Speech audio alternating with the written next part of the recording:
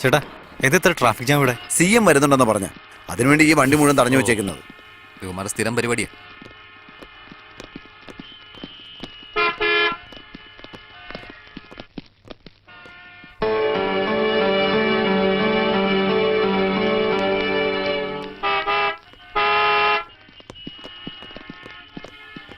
Sir CM വരുന്നു എന്ന് പറഞ്ഞിട്ട് 1 മണിക്കൂറായില്ല ഞങ്ങൾ ഇവിടെ നിർത്തിയിട്ട്. സാർ ഒന്ന് നോക്കിയേ, അവരുടെ അവസ്ഥ കണ്ടില്ലേ?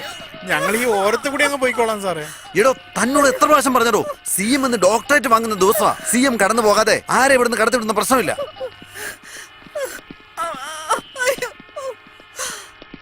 നിങ്ങൾ കുറച്ചു നേരം ഒന്ന് ക്ഷമിക്കും. നിങ്ങളുടെ മുമ്പിൽ കൈ കൂപ്പുക സാറേ, കാലേ വീഴാൻ ഞങ്ങള്. എന്താ കാണിക്കുന്നത്? മാറിയിക്കാൻ പറഞ്ഞില്ലേ? സാർ പാവങ്ങളാ സാർ, ആ സ്ത്രീ വേദനയോട് പൊളയാണ് സാർ, ഒന്ന് കടത്തിവിട് സാർ. CM ഒന്നും പറയാൻ പോകുന്നില്ല സാർ. ആരടാ നീ? എന്നെ പഠിപ്പിക്കാൻ നിൽക്കുന്നോ? നീ നിന്റെ പണി നോക്കടാ.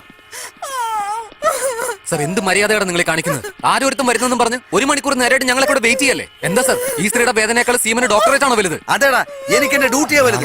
ഇവരൊക്കെ ജീവിച്ചിരുന്നിട്ട് എനിക്ക് എന്താണ് ഗുണം? ഇവിടെ എങ്ങനെ കിടന്ന് പ്രസവിക്കട്ടെ അവര്.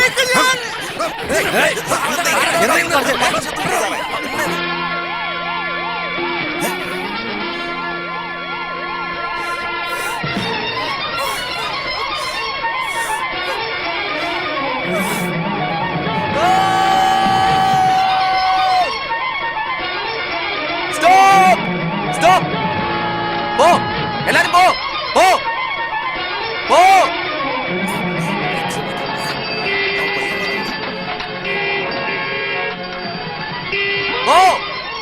വേഗം പോ.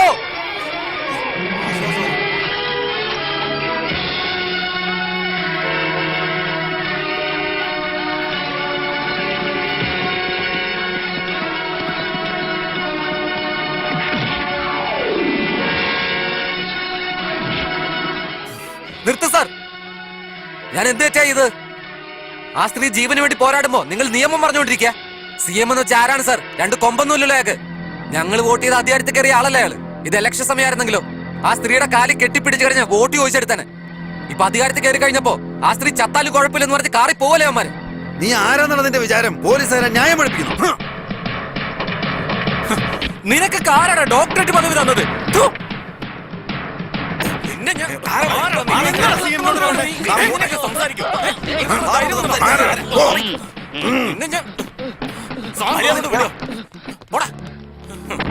നീ വണ്ടി കയറി സൈഡിലേക്ക് മാറിക്കണം.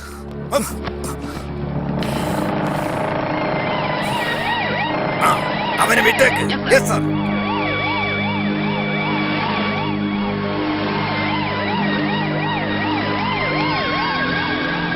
സൂക്ഷിച്ചിരുന്നു.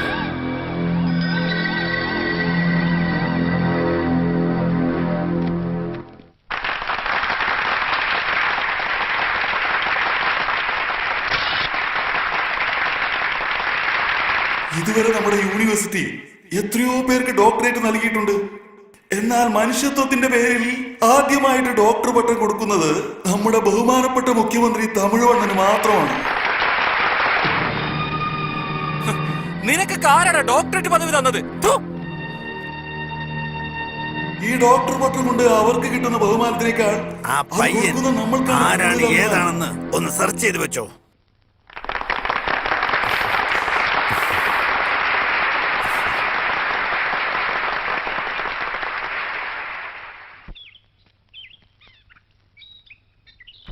നിനക്കെന്താ പറ്റിയത്? നമ്മുടെ കൂട്ടത്തിൽ തന്നെ ഏറ്റവും സൈലന്റ് ആയ ആളിവനാ. നീ എന്തിനാ ഇന്നലെ അത്ര ഒച്ചയെടുത്ത്?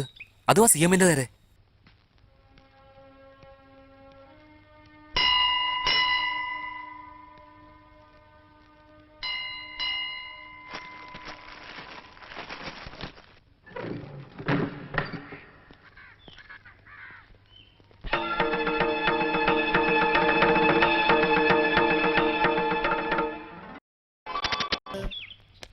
എന്താ കഥ കടച്ചിരിക്കുന്നേ?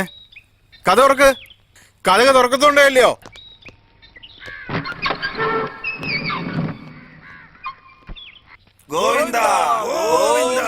നിൽക്കവിടെ. അമ്പലത്തിലെ സെക്രട്ടറിയാ. മര്യാദയ്ക്ക് ഇതെല്ലാം ഇവിടെ വെച്ചിട്ട് പോക്കോ. വെച്ചിട്ട് പോകാനാണോ അദ്ദേഹം മദ്രാസിൽ നിന്ന് ഇങ്ങോട്ട് വന്നത്? വേണമെങ്കിൽ നിനക്ക് ഞാൻ 5 or 10 തരാം. ദേ പിടിക്ക്. നിങ്ങളുടെ പോക്കരത്തിനകത്ത് ഞാൻ കൂട്ടു നിൽക്കണോ? ഇപ്പൊ നിങ്ങൾ ഇതിവിടെ വെച്ചില്ലെങ്കിൽ ഞാൻ പോലീസിനെ വിളിക്കേണ്ടി വരും. ഇതിനുള്ള ഒരേ ഒരു സാക്ഷി നീ മാത്രമാ. ചിട്ടി, ഇവര് പോലീസ് സ്റ്റേഷനിൽ പോകുവാന്നാ പറഞ്ഞേ. പോലീസ് സ്റ്റേഷനെ ഇവിടുന്ന് ഒരുപാട് ദൂരവാ. ഇതാകുമ്പോ വളരെ അടുത്താ. അങ്ങോട്ട് പോ. മതിയോ? മതിയോടാ നിനക്ക്?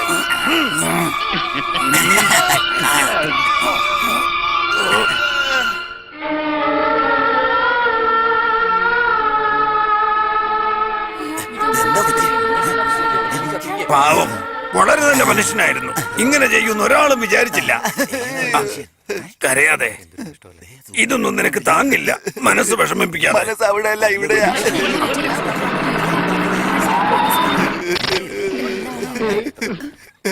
നമസ്കാരം. വരണം സാർ. ഭണ്ഡാരത്തിൽ 600 രൂപയും 60 പൈസയും ഉണ്ടായിരുന്നേ.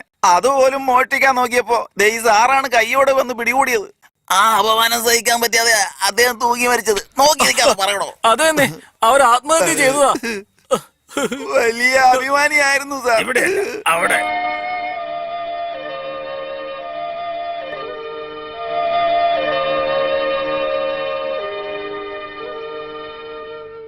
നന്നായി ജീവിച്ചിരുന്ന ആ വ്യക്തിയുടെ കുടുംബം അവസാനം തെരുവിലേക്ക് ഇറങ്ങേണ്ടി വന്നു. എല്ലാവരും ക്ഷേത്രത്തിലെ പണം മോഷ്ടിച്ച കുടുംബം അങ്ങനെ വിളിക്കാൻ തുടങ്ങി. മോശമായി സംസാരിച്ചു. ആ അപമാനം സഹിക്കാൻ വയ്യാതെ അവര് ആ നാട് വിട്ട് ഇങ്ങോട്ട് പോന്നു. ആ വ്യക്തിയുടെ ഭാര്യ ഇന്ന് വീട് വിടാന്തരം കയറിയിറങ്ങി പാത്രം കഴുകിയ കുടുംബം നടത്തുന്നത്. 35 വയസ്സായിട്ടും അവരുടെ മൂത്ത മകള് ഇതുവരെയും കല്യാണമാവാതെ വീട്ടിൽ തന്നെ ഇരിക്കുക. ഇത്രയും നീചമായ പ്രവൃത്തി ചെയ്യാൻ കാരണക്കാരനായ വ്യക്തി വേറെ ആരുമല്ല, ഇപ്പോൾ ഉള്ള CM. അവര് കാരണം മരിക്കേണ്ടി വന്ന ആ വ്യക്തി വേറെ ആരുമല്ല, എന്റെ അച്ഛനാ.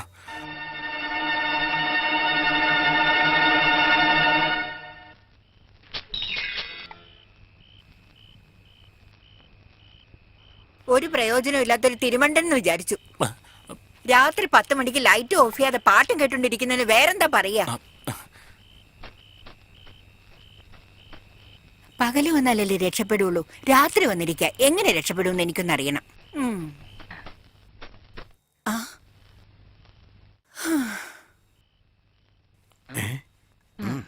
കൃഷ്ണ കൃഷ്ണ, നീ എന്നെ എന്തിനാ ഇങ്ങനെ വലയ്ക്കുന്നേ? നീ എനിക്ക് ഭർത്താവിനെയും തരത്തില്ല, ഇവരെനിക്ക് വാടകയും തരുന്നില്ല. ഒറ്റയ്ക്കൊരു ചെറുപ്പക്കാരിയെ ഞാൻ എന്ത് ചെയ്യും? എന്താ എന്നെ പൊന്നു ചേച്ചി, ഏതോ ചെറിയ പെൺകുട്ടിയെ കുറിച്ച് പറയുന്നുണ്ടല്ലോ. നിങ്ങൾ ആരെ കുറിച്ചായി പറയുന്നേ? വാടക കൂട്ടും ഞാൻ, സൂക്ഷിച്ചോ. ഇല്ല ചേച്ചി, തനിച്ചിങ്ങനെ എന്തിനാ ചേച്ചി കഷ്ടപ്പെടുന്നേ? ഉടനെ തന്നെ ഒരു കല്യാണൊക്കെ കഴിച്ച് സെറ്റിലാവുന്നതല്ലേ നല്ലത്. ഞാനാണോ വേണ്ടാന്ന് വെച്ചത്? ആ കൃഷ്ണനാണ് എനിക്ക് ഒരു വഴിയും കാണിച്ചു തരാത്തത്. കൃഷ്ണൻ എന്നോട് ഒരു കഴുതയെ കെട്ടാൻ പറഞ്ഞാലും കെട്ടും ഞാൻ, ഒരു നായെ കെട്ടാൻ പറഞ്ഞാലും കെട്ടും ഞാൻ, നിന്നെ കെട്ടാൻ പറഞ്ഞാലും കെട്ടും ഞാൻ. ആ കൃഷ്ണൻ ഇനി എന്നാണോ ഒരു വഴി കാണിച്ചു തരുന്നത്? എന്തിനാ ആലോചിക്കുന്നത്? പുതിയതാരായിരിക്കും? കൃഷ്ണൻ, ഭഗവാൻ. ക്ലിങ്. വാടക പോലും കൊടുക്കാതെ പറ്റിക്കുന്നത് എങ്ങനെയാണ്? എങ്ങനെ? നീ നോക്കിക്കോ, സംഭവിക്കുന്നതെല്ലാം നല്ലതിന് നല്ലതിന്.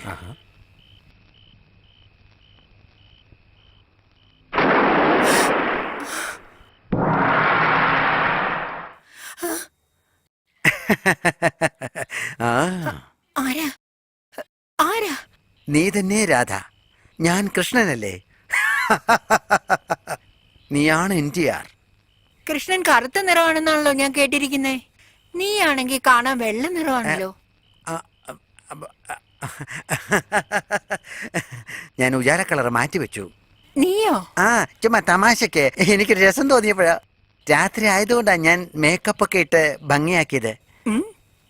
നിന്നെ ഞാൻ എവിടെയോ കണ്ടിട്ടുണ്ടല്ലോ. വേറെ എവിടെയുമല്ല, നിന്റെ വീട്ടിൽ തന്നെ. ഇവിടെ അക്ഷയ് എന്ന് പറഞ്ഞൊരുത്തും വീട്ടിൽ താമസിക്കുന്നില്ലേ? അവൻ വേറെ ആരുമല്ല, അവൻ തന്നെയാണ് ഞാൻ, ഞാൻ തന്നെയാണ് അവൻ. കൽക്കി അവതാരത്തിൽ ഞാൻ രൂപം മാറി നിന്റെ വീട്ടിൽ തന്നെയാണ് നാം വസിക്കുന്നത്. അയാള് കൽക്കി അവതാരമാണെന്നാണോ പറയുന്നത്? അവതാരങ്ങളിൽ കൽക്കി അവതാരം മാത്രമല്ല, മത്സ്യം, കൂർമ്മം, വരാഹം, വേണ്ടി വന്നാൽ കൽക്കണ്ട അവതാരം വരെ ഞാൻ എടുത്തു കളയും, എടുത്തുകൊണ്ടേയിരിക്കും. ആ കള്ളൻ എന്താ എന്നെ കുറിച്ച് പറഞ്ഞേ? കൃഷ്ണ കൃഷ്ണ, ഭഗവാൻ നിന്നെ രക്ഷപ്പെടുത്തുന്നതിന് വേണ്ടി ഞാൻ പലവിധ വേഷങ്ങൾ മാറി എപ്പോഴും നിന്റെ കൂടെ തന്നെ കാണും.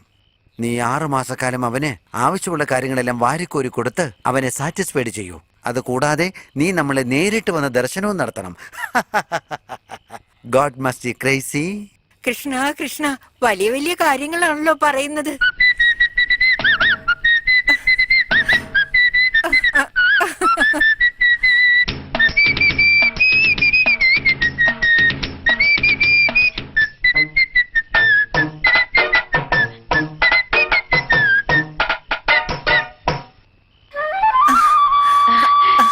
കൃഷ്ണ കൃഷ്ണ കൃഷ്ണ കൃഷ്ണ